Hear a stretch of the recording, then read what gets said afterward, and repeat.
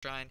But you could go, some Templar tech. You could just go Blink Stalkers. There's pretty much, I committed myself to 3 different builds from starting the build I started like 2 minutes ago, and just from the feel of the game of how many units he had like a ton of Marines, but I knew he was probably going to be doing this strategy, which of course is you throw down one barracks, you hold off, you get your expo up, and then you just macro up and you throw down like 4 more barracks and you start pumping like crazy.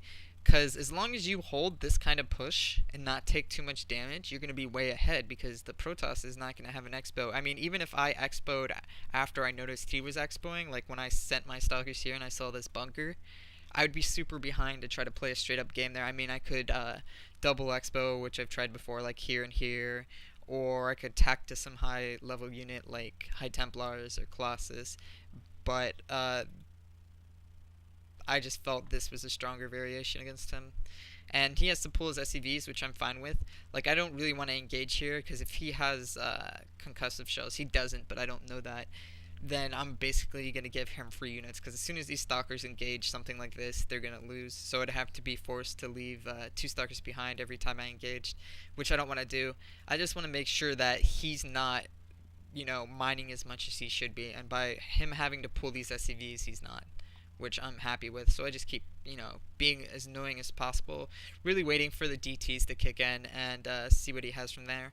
I, of course, start warping in Zealots just to save up my gas so that I can warp in more DTs when it doesn't. I save my chrono boost so that I can chrono boost my warp gates to call in more DTs as soon as I call in my first original. I'm got full probes on my minerals and gas, so I'm pretty happy right now.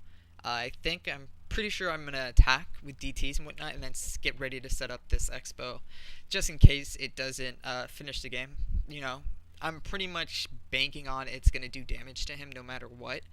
I mean, it's hard to stop this kind of army. I mean, I'm at 67 food, he's at 70, but a lot of his is invested in SCVs, and he doesn't really have the tech he should. Like, he's just getting concussive now. I think he already has stem. Yeah, he already has stem. But he doesn't have like an engineering bay. He doesn't have a raven. He doesn't have medevacs, and I have DTs. So this is what I do. And when you do this kind of play, you want to kind of spread your DTs, make him fight as many battles as possible. So I send basically 1 DT to this mineral line. I'm sending, 1 here, and then I'm sending 2, one like right here and the other one right here, and then I'm going to attack. It's important to attack with your main army as well, just so he can't really defend all this. If I send my army here, he sends his army to fight my army, he's still going to have DTs picking at his economy. If he sends the defend this DT, then I'm going to have my army in his base. So either way, I'm going to be doing damage, and meanwhile I'm going to be taking my expo soon while this is all happening. So of course start picking off. He's basically, seeing the message you were under attack in many different ways. There's a DT right here, and there's one at his eco line, and he responds correctly and kills this DT. Pulls these SCVs. Meanwhile, my main army's coming in here. He's trying to throw down an NG Bay, but it's really too late. And then I have this DT now picking away behind his army with these 2 DTs picking at this eco line, and our main armies are engaging. So, I mean, even if I come out a little bit behind in this battle, I'm still killing SCVs constantly. I mean, these are already at 9. He lost like 4 up here. I mean, he's lost like 12 workers, and he's still losing his army. And I'm about to expo. I should have expoed like a minute ago, but it's besides the point. Anyways, he does lose this main battle, which is good, because then I don't have to worry about pushing on to the mid game. Just make sure you really know, I guess this game would be like the importance of scouting and recognizing what they're doing. I mean, if you scout early, you see no gas until like 4 something minutes, you gotta realize that he's doing one of 2 things basically. He's either fast expanding or he's doing something really, really weird, like building like 4 proxy barracks down here or something.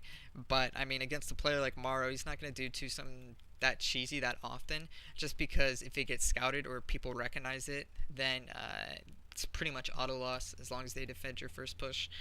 And I think he does GG soon. I mean, it's pretty much over. My army or DTs could end the game here. He he played it right, but not seeing the DT tech hurt him a lot, and not scouting. I mean, Terrans have such a hard choice. They gotta either call down mules to boost their eco, or they gotta scan. And he really didn't have good enough scouting with his SCVs to know that I was going DTs or I was exploring or whatever.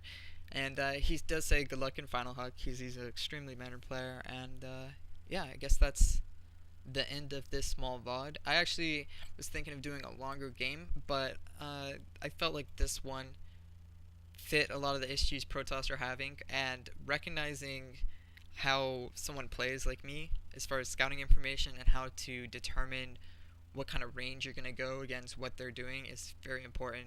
Just because he fast expoed and then I had so many options of, I could fast expo, I could double expand, I could tech up to Colossus, I could tech up to High Templars, Blink Stalkers, whatever.